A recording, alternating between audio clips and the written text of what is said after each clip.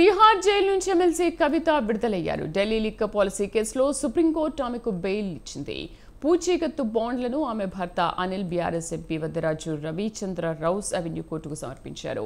ఈ పూచీకత్తులను ఆమోదించిన rows avenue court ఆమెను విడుదల చేయాలని తిహార్ జైలు అధికారులకు వారెంట్ జారీ చేశారు. దీంతో నిన్న రాత్రి కవిత జైలు నుంచి విడుదలయ్యారు. మాజీ మంత్రులు కేటీఆర్, హరీష్ రావు జైలు వద్ద ఆమెకు స్వాగతం పలికారు. జైలు నుంచి బయటకు రాగానే కవిత కుమారుణ్ణి హత్తుకుని కన్నీళ్లు పెట్టుకున్నారు. ఆ తర్వాత ఆమె భర్త అనిల్ను హత్తుకుని భావోద్వేగానికి గురయ్యారు.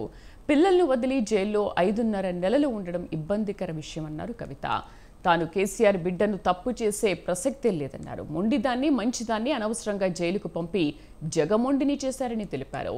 తనను, తన కుటుంబాన్ని ఇబ్బందులకు గురి చేసిన వారిని వడ్డీతో సహా చెల్లిస్తామన్నారు కవిత.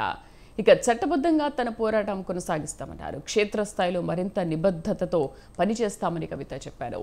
కష్ట సమయంలో తన కుటుంబానికి తోడుగా ఉన్న వారికి ధన్యవాదాలు తెలిపారు కవిత.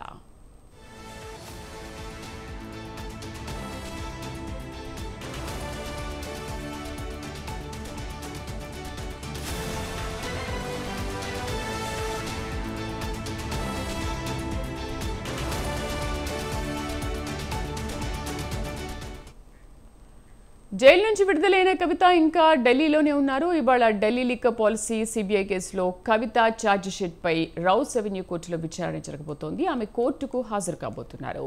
విచారణ అనంతరం ఆమె హైదరాబాద్ బయలుదేరతారు. మధ్యాహ్నం 2:45 కవిత శంషాబాద్ ఎయిర్పోర్ట్ చేరుకుంటారు. కవిత వెంట ఆమె భర్త అనిల్, సోదరుడు కేటీఆర్, హరీష్ రావు రాబోతున్నారు. ఇవాళ ఉదయం బీఆర్ఎస్ నేతలు ఢిల్లీలో ప్రెస్ మీట్ పెట్టే అవకాశం ఉంది. ఎవరి గురించి చెప్పే అవసరం లేదు.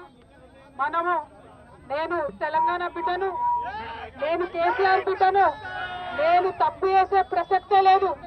నేను మొండిదాన్ని, మంచిదాన్ని అనవసరంగా జైలుకు పంపి నన్ను జగమొండిని చేసిండ్రు.